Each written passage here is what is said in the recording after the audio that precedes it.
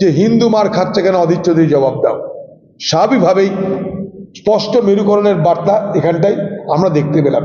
তৃণমূলের এমএলএ সে বলছে 70% মুসলমান, 30% হিন্দু, তাদেরকে যা খুশি তাই করা যায়, অথচ দিদি সেখানটা কিন্তু চুপ করে আছে।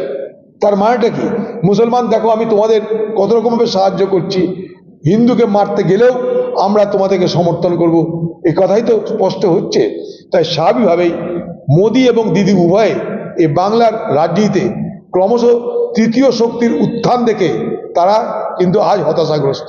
মোদি এবং দিদি উভয় তৃতীয় শক্তি, অর্থাৎ কংগ্রেস বামের যে উদয় হচ্ছে, কংগ্রেস বাম যে যৌথভাবে বাংলায় রাজনীতিতে তার নিজের অস্তিত্বের প্রমাণ দিচ্ছে নতুন করে, তাতে উভয় দল আতঙ্কিত।